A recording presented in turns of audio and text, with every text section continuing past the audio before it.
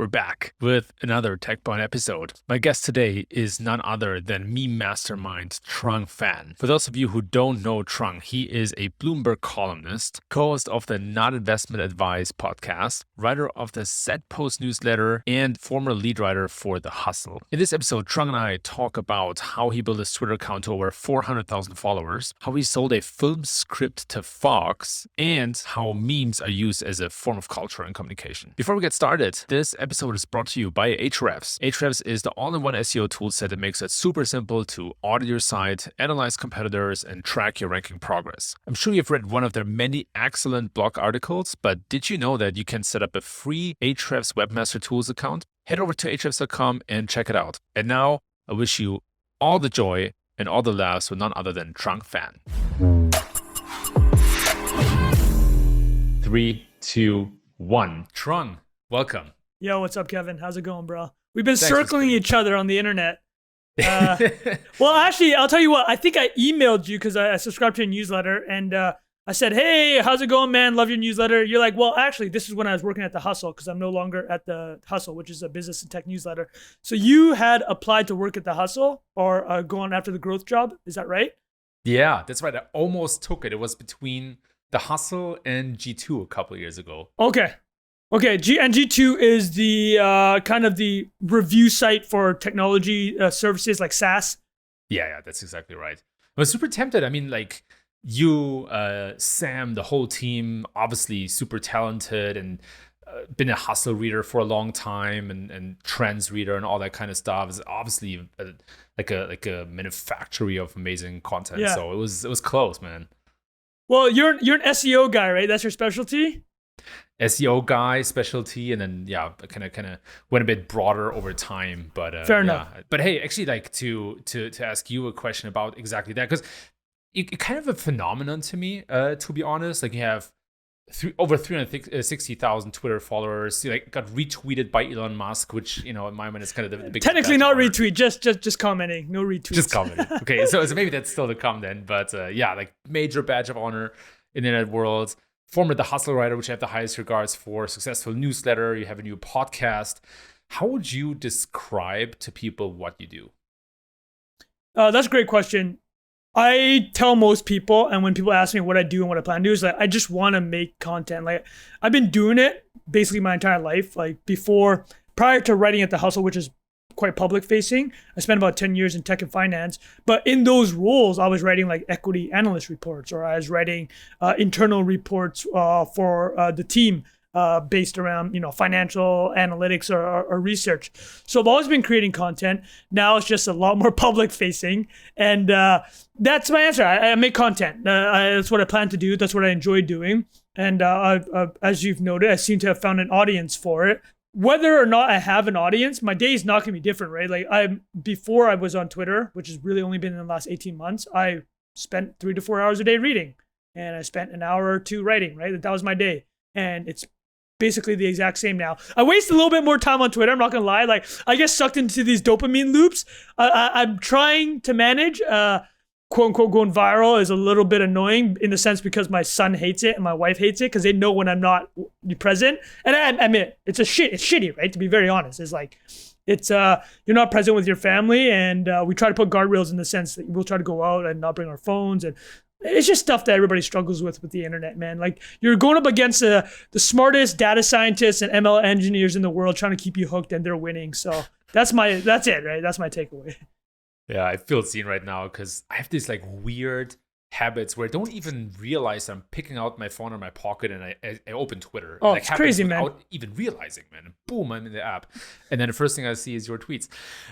So like to me, you kind of have figured out this recipe of how to engineer, first of all, amazing Twitter threads. Like you talk about machine learning engineers creating these dopamine loops and making us develop these unconscious habits to open their apps. To me, you did the same thing where I open your tweets and your Twitter threads. I barely pass a thread that I cannot not open. How do you do it? Well, I mean, I think there's two components of it, right? One is, I'll be very honest, like there's a lot of, the first tweet's a little bit clickbaity sometimes, right? Like the standard stuff that, the tactics that you'd use for The Hustle, where you try to get people to open your newsletter, right? Is like, you're sending out to 1.5 million plus a day. Like I used to write when I was working at the Hustle, my articles. I would choose an article if I could have a good headline. If I couldn't have a good subject line, I'd probably ditch it, because the reality is that, and not necessarily in a bad way, right? Is like maybe this story isn't going to be worth the reader's time if I can't get a 3 to 4 word subject line. Literally, that's like, if I couldn't get a 4 or 5 words or less, I think 5 words is a max I do for an email subject line. If I couldn't tuck in 5 words or less, I would probably dip the story. So you're trying to get subject lines open. I mean, Morning Brew, obviously, with 4 million subscribers, they're amazing at this. They write really good subject lines, and then after the subject line, the first couple words of the email, they're very good at that.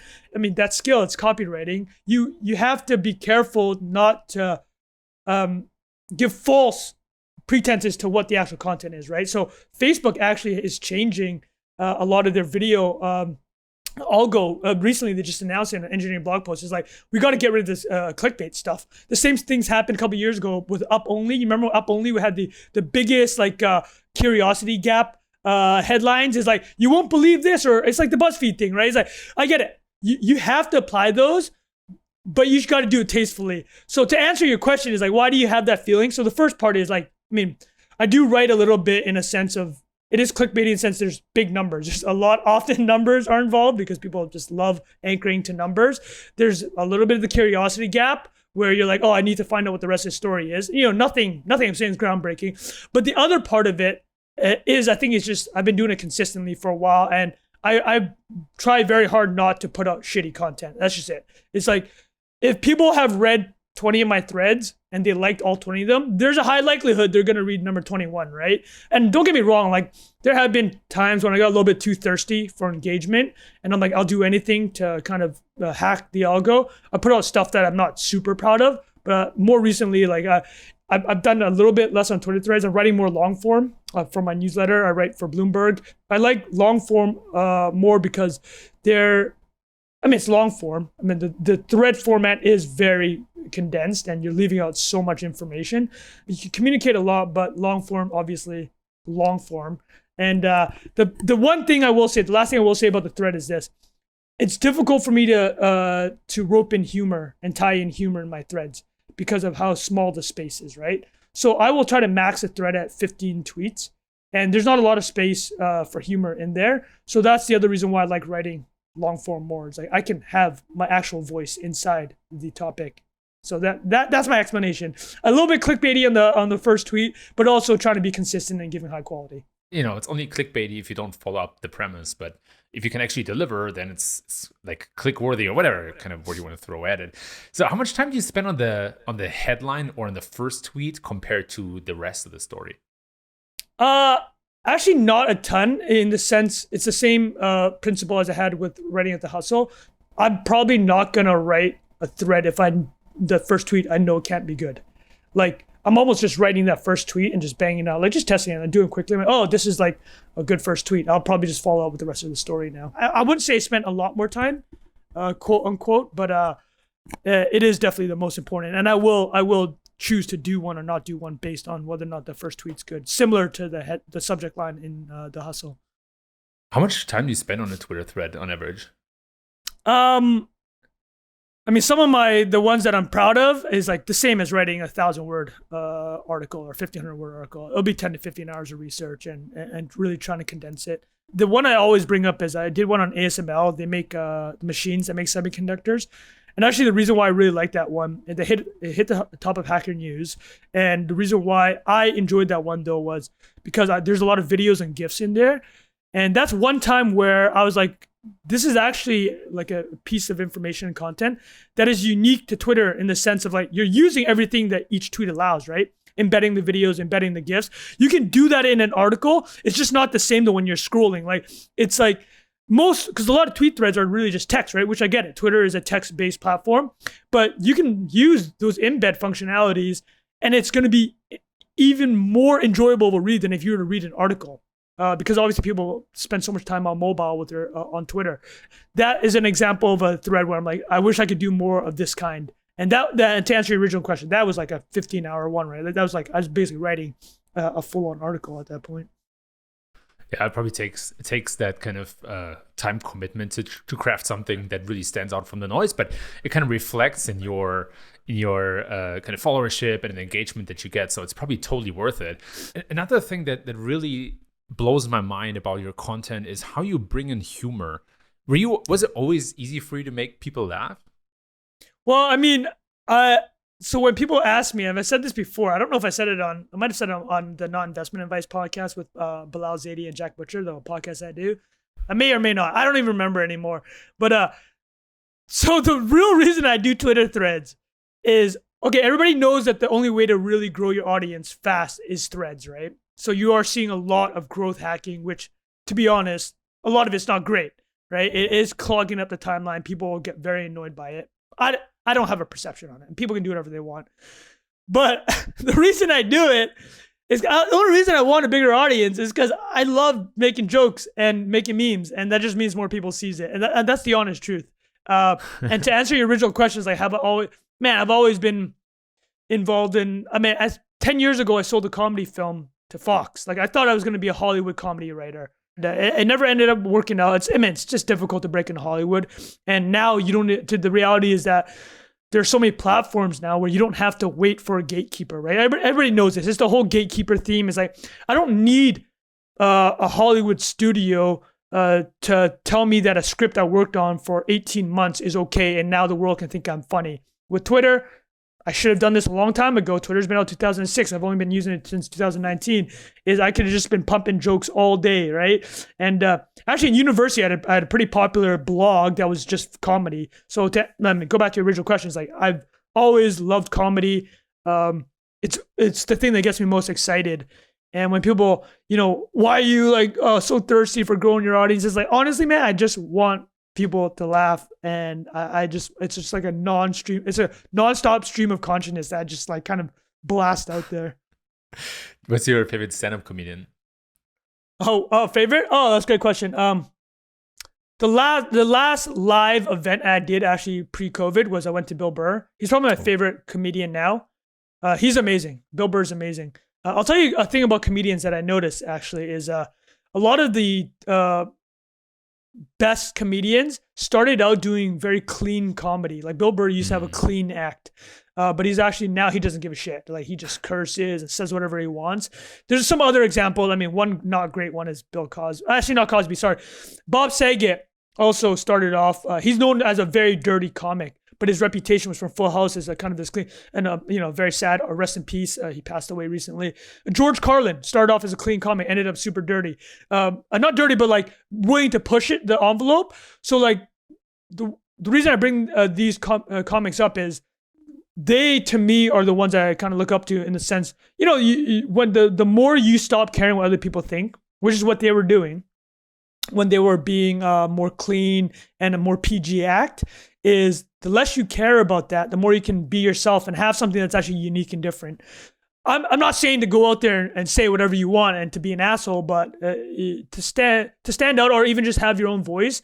These guys decided that, you know what, I'm just going to say whatever I want. And then not just guys, right? Sarah Silverman is similarly, she will say whatever she wants. Not to agree with everything they say, but I like the attitude of not censoring yourself and be willing to say different thoughts, right? It's comedy. It's comedy, man. Yeah. I'm fascinated by stand-up comedy. Huge fan. And part of what fascinates me so much is the level of observation that some stand-up comedians absolutely bring to the game, right? Like, it's not just that they're funny, it's also that they're funny because they talk about some stuff that happens all the time, but nobody really notices it. Nobody has that awareness for it, and they make it so blatantly obvious that you're like, oh my God, yeah, we're all like this, actually. This is crazy, right? To my mind, it's in part at least engineered. Not everything. There's obviously talent you have and timing and all this kind of stuff that comes on top of it. But there's also some sort of like a level in my mind to, or an art to dissecting this and making like pulling material out of everyday situations. So my question to you would be, when you create your memes, do you have any? Is it all just instinct and gut feeling, or is there some sort of a step by step or a formula you go through in your head when you craft them?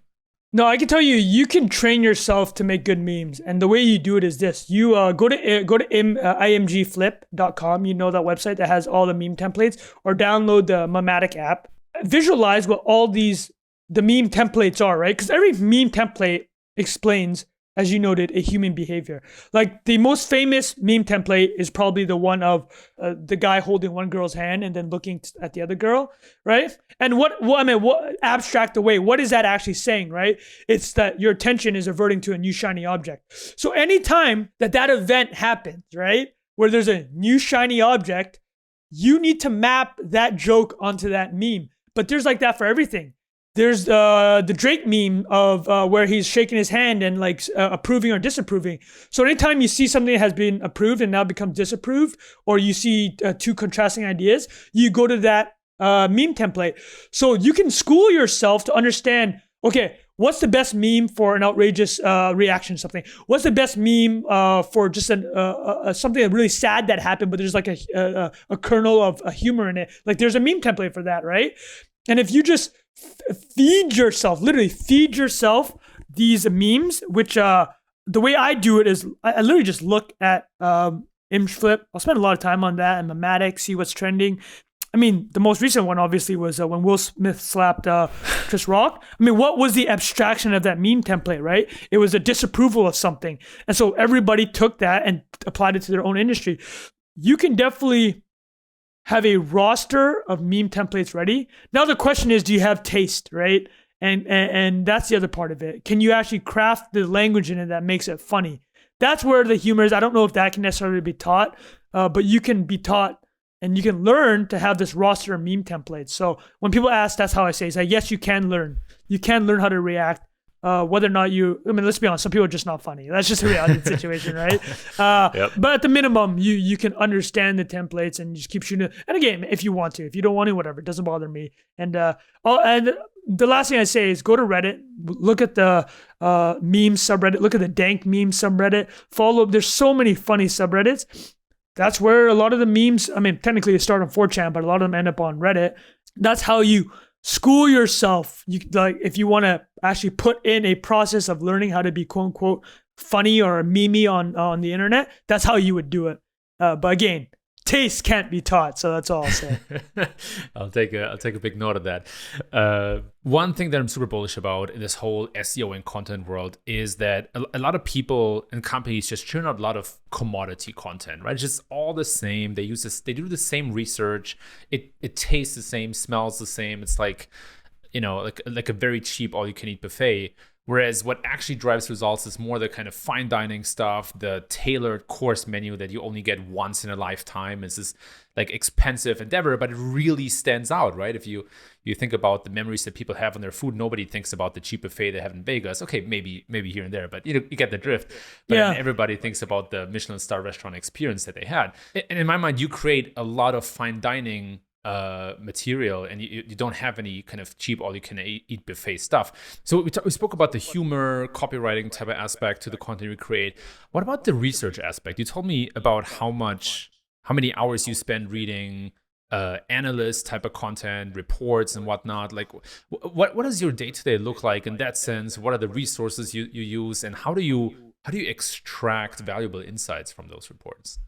Yeah, no, that's a great question. I don't think there's a super here's a step-by-step answer. I think it's probably something similar to that you've done. I mean, you write a weekly newsletter. I mean, how long have you been doing your newsletter?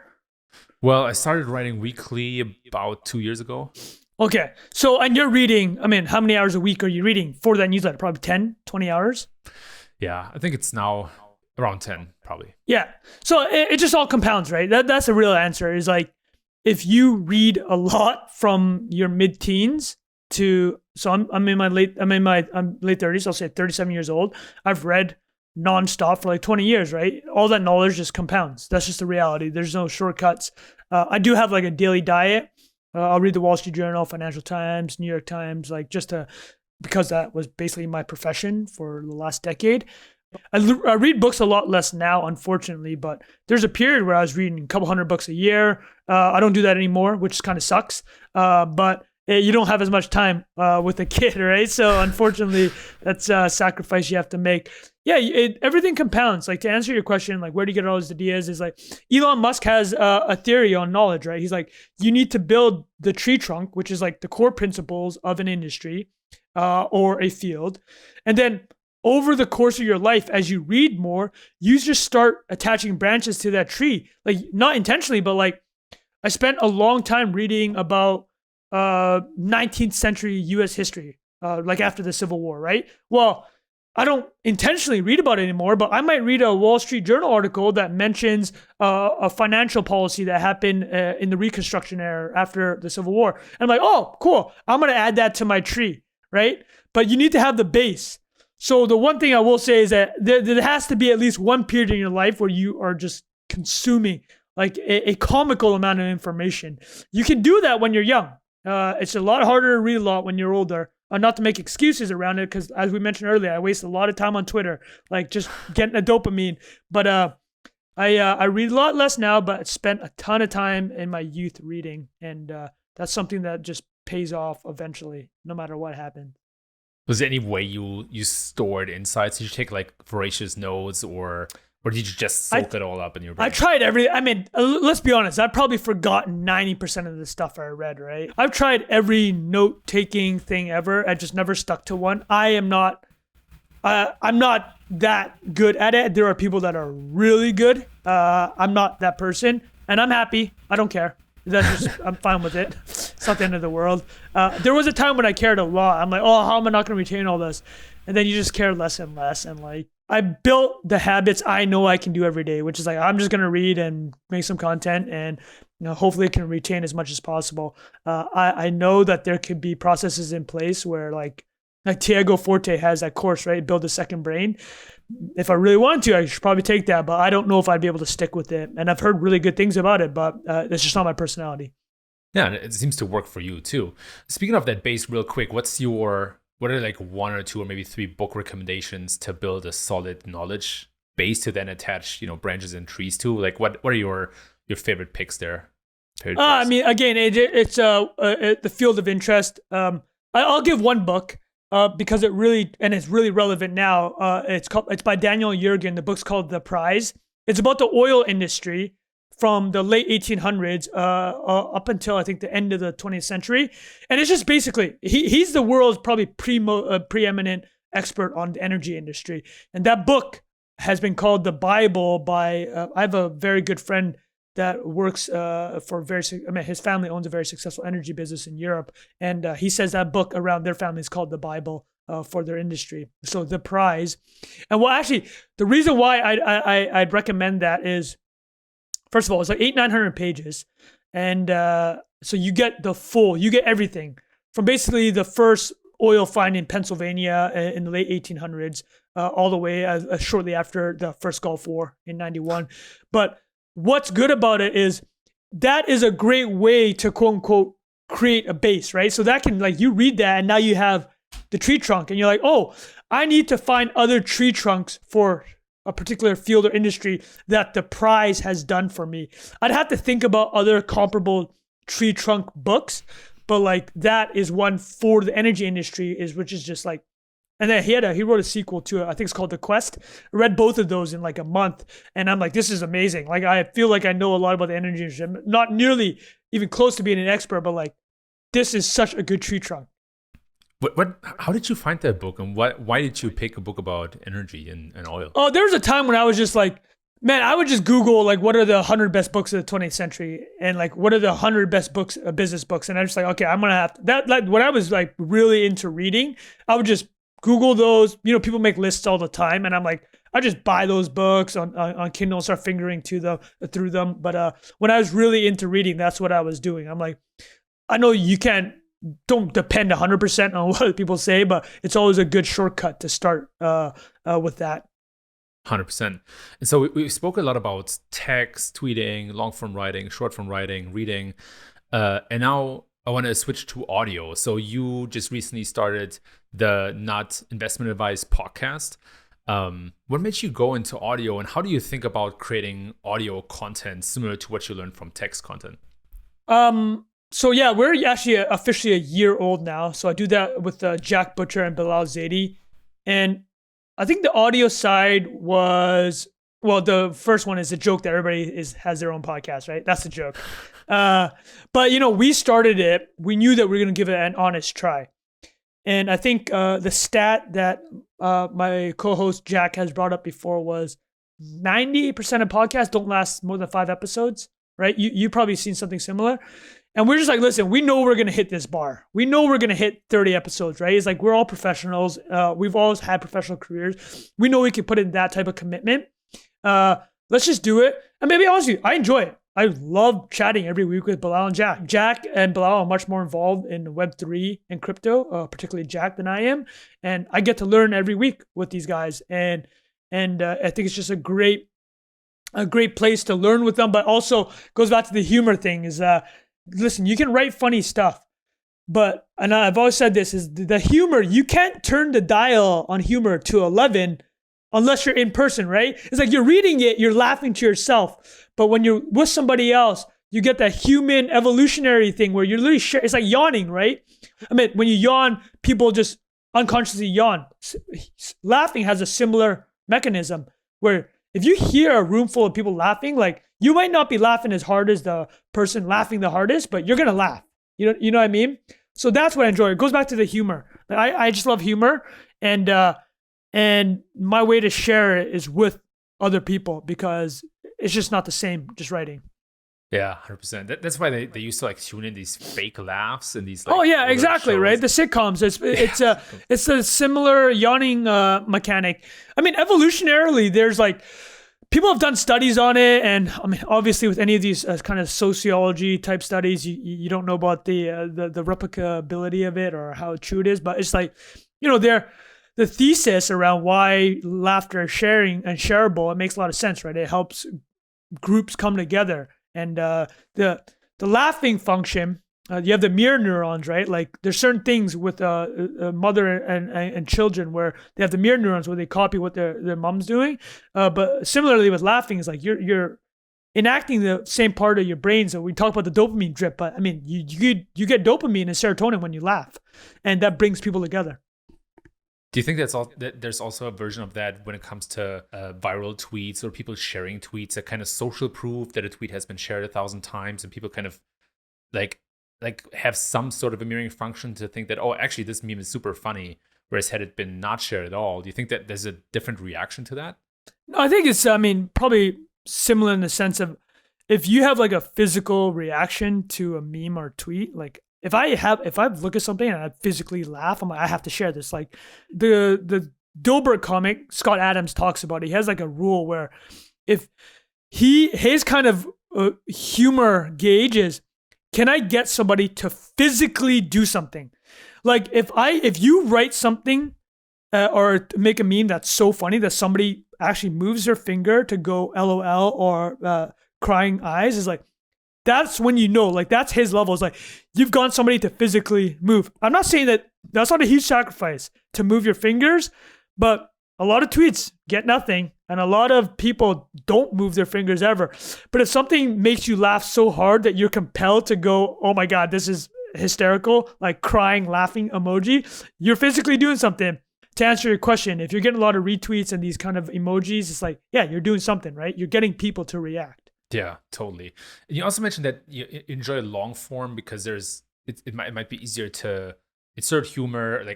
Like one thing that blows me away, honestly, about how you write for your newsletter is that it starts super funny. It's almost like memes first, and then you pull readers into some of the facts and some of the insights, right?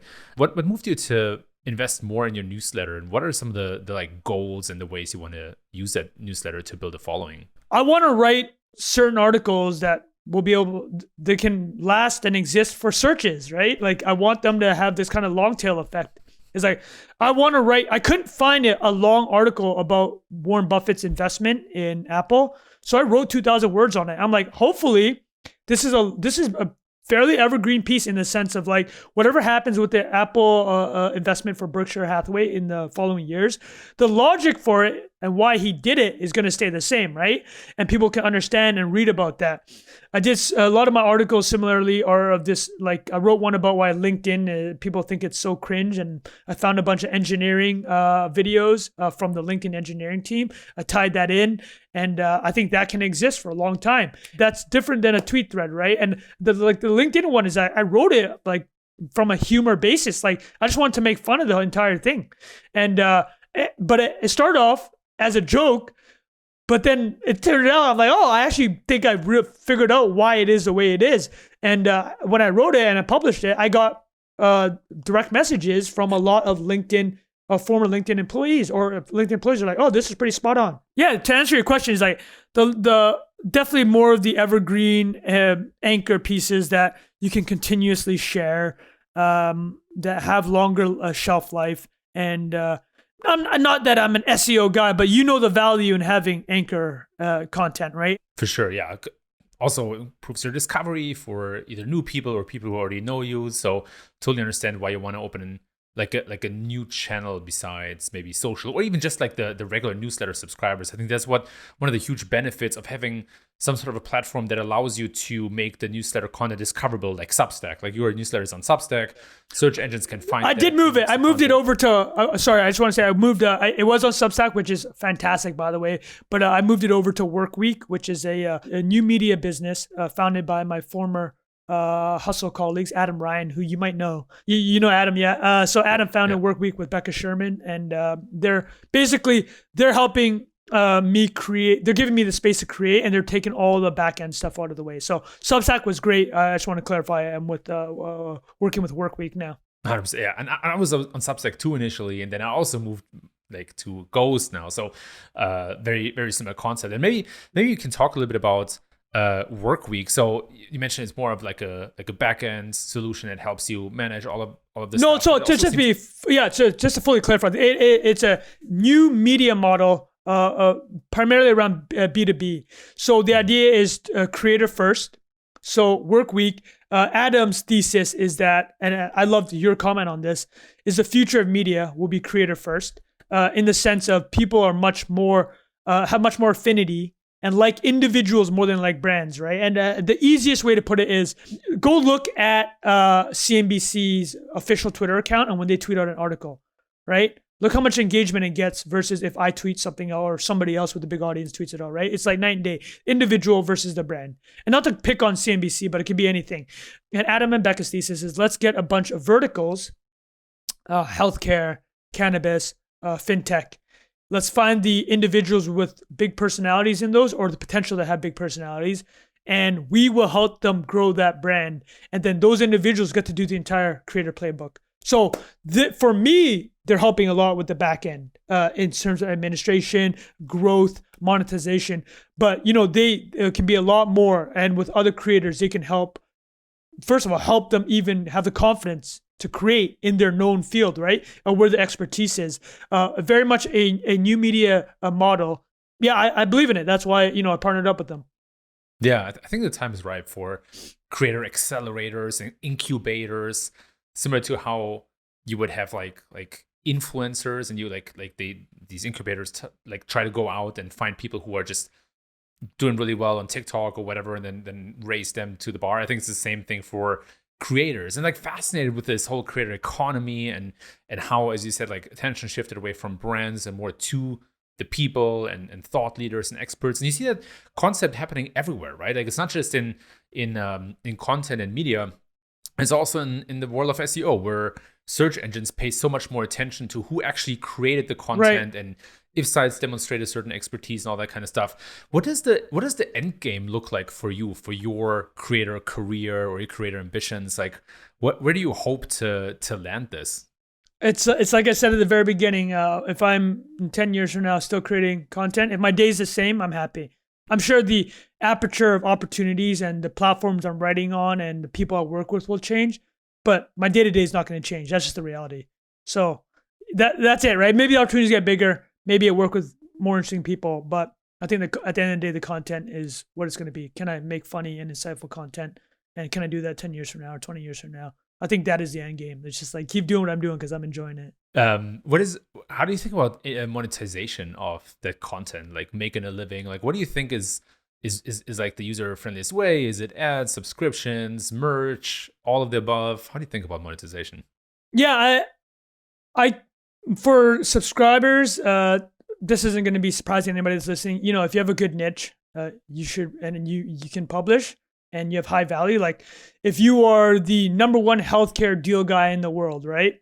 And you write every week about healthcare deals, you could probably charge a subscription for your healthcare deals, right? But I'm much more generalist. And and as I mentioned previously, I wanted to build an audience just for laughing and memes.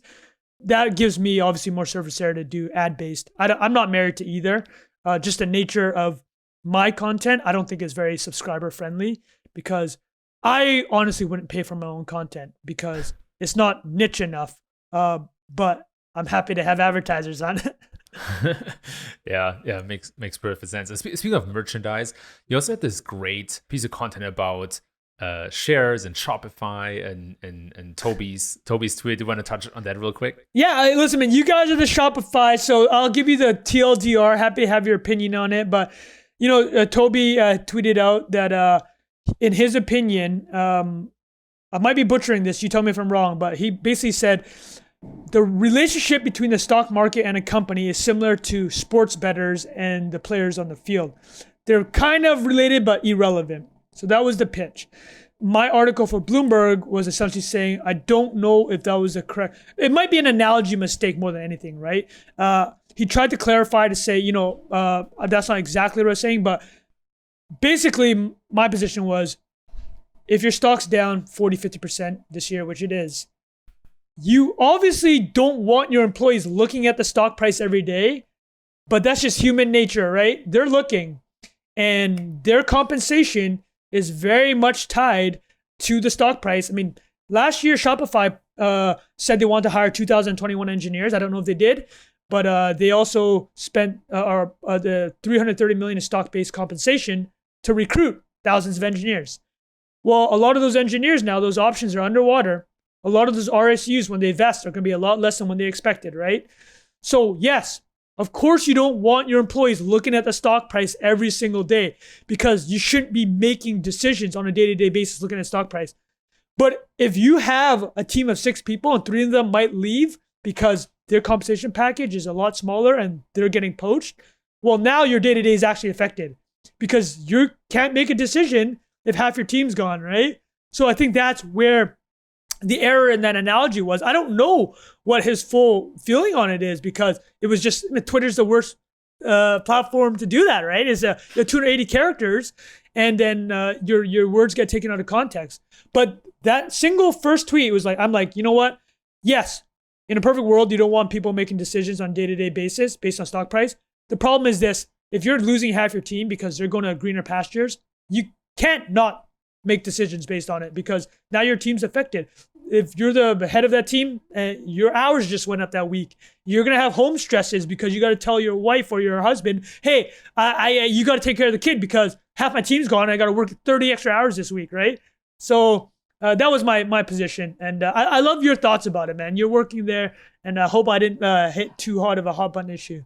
No. I wanted to have that conversation. I think there's something to be said about both positions, right? Like, just to be transparent, right? I joined when the stock was scratching $1,600. It's now scratching $700, right? That's a difference. And you're absolutely right. I mean, for some people, this could make a huge difference in their retirement and other things like buying a house or whatnot, which is super difficult these days. But yeah, it's kind of also this mixed thing, because had I joined, say for example, if I were to join today and I get the same money in RSUs, I get a lot more stock. It can be so much better, right? So I think there's a little bit of flexibility also to see if people who join at the top and now are at the bottom, to see if you can top them off or help give them a out. cash option, right? Give them a cash well, option. let me say this. So I mentioned that the tweet format isn't great for communicating these ideas, which is totally fair, right? It's just not. Podcasts like this are obviously way better. You can talk through an idea. So Mark Zuckerberg went on Tim Ferriss's podcast and addressed directly how are your employees feeling? Your stock has got completely crushed. I mean, there's obviously a relationship between Shopify and Facebook too, right? Because of the ads business. The Facebook ads are such a big part of Shopify stores.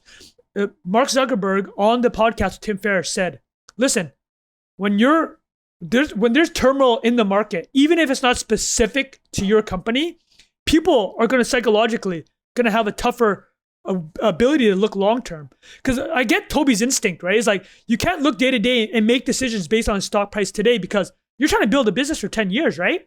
Toby and the team have done an absolutely amazing job, right? And they've been doing it with a long-term vision. But to Mark's point, Mark Zuckerberg's point is like, it's tough to have that long-term vision. Well, it's a lot easier when you're Mark Zuckerberg. You've been through it. But if you're an employee at the company, right? Sure. He recognizes that how can you expect them to have this long-term vision? Every day they're waking up. They're not worth $100 billion like Mark is. They're losing significant wealth.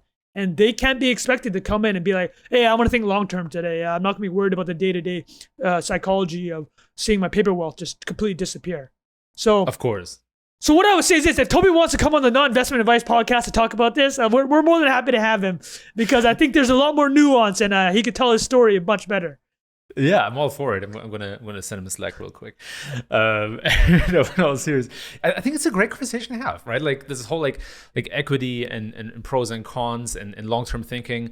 I can tell you so much that this idea of building a company that lasts 100 years is very top of mind at Shopify, and that's where it's a total perspective thing where someone like a Toby can, it's easier maybe to picture for him than maybe for some other people, and it goes to another principle, which is that, when you start a company, typically people you hire won't care as much about the company as you will, right? So total perspective thing, and also like a very foundational or fundamental conversation about the value of stock and RSUs, how to think about comp, and like how to retain people. I mean, there's so much to that, but yeah, it's what I will say is like it's tough to see your equity half, and then maybe even less. It's a tricky one. But man, I'm going to let you go. I know we're coming up on, or we're pretty much at time here. Before I let you go, where can people find and follow you? Oh yeah, so at Trung T Phan, TRUNGTPHAN. That's where everything is. And if you want to listen to the Non-Investment Advice podcast and hopefully get some laughs, please do. Open invitation to Toby. So we'll just leave that one there. Thank you so much, Kevin. 3, 2, 1.